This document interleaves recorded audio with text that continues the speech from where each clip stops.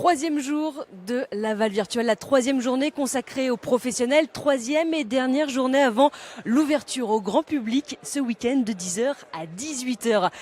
Ici au salon de Laval Virtual, place de RC, à Laval, la salle polyvalente, une place de RC complètement métamorphosée, de grands chapiteaux blancs et à l'intérieur tout simplement bien sûr des professionnels qu'on retrouve ici, de grands groupes aussi, et puis il y a des startups et si on descend un tout petit peu, il y a aussi ces jeunes qui se forment, qui découvrent aussi la réalité virtuelle, la réalité augmentée. Nous sommes sur le stand de l'école de design Nantes Atlantique en compagnie d'Emma, 22 ans, en Master 2 de réalité virtuelle. Emma, petite présentation rapide de l'école. Alors l'école de design, elle se situe à Nantes sur le campus de la Chantrerie avec un nombre de 200 étudiants à peu près par promo. Donc l'école se compose d'abord d'un bachelor permettant aux étudiants de se former sur les différents types de design qui peuvent exister, produits, espaces, graphisme, interactivité. Donc un cursus de 3 ans. Puis ensuite amenant sur un master avec des spécialisations vraiment diverses. Et aujourd'hui, en tout cas, on est là avec le master Ready qui se compose de 3 différentes filières. Information Design qui va traiter de la data, interface tangible, plus la conception d'objets connectés et la réalité virtuelle qui va se consacrer aux environnements de réalité augmentée et réalité virtuelle avec les casques. Quelques mots sur les cours que tu suis, comment ça se déroule, comment ça se passe ? Alors en première année, on est en partenariat avec une grosse entreprise, un projet long de 12 semaines dans lequel on va avoir des thématiques d'actualité, concevoir la manette de demain, concevoir des espaces pour des restaurants, pour des magasins.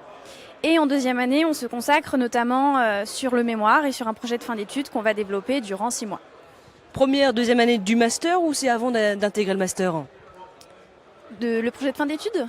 Alors c'est à partir du moment où on intègre le master, le projet de fin d'études s'axe vraiment dans les problématiques du master. Donc nous en réalité augmentée et réalité virtuelle, c'est vrai que notre projet de fin d'études doit s'axer dans ces technologies et innovations.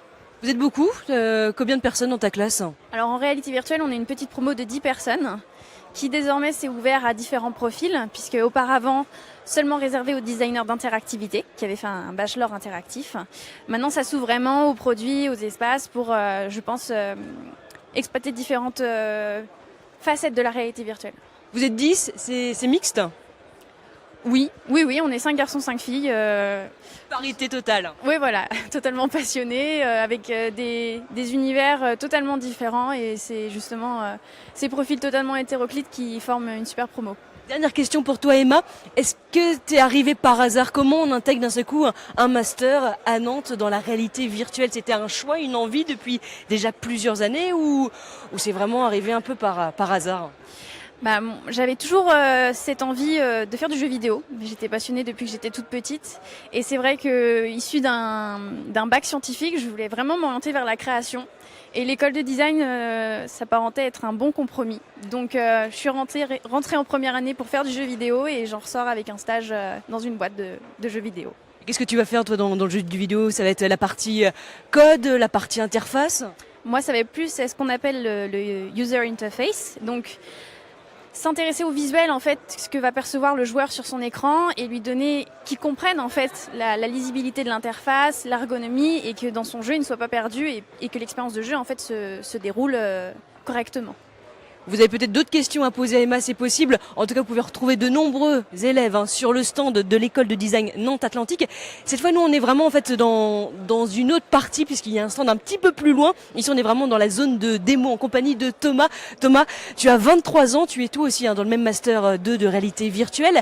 Et alors attends, parce que ça m'impressionne, c'est cette blouse, qu'est-ce qui va se passer ? Dis-moi tout. Alors bienvenue sur le stand Echo.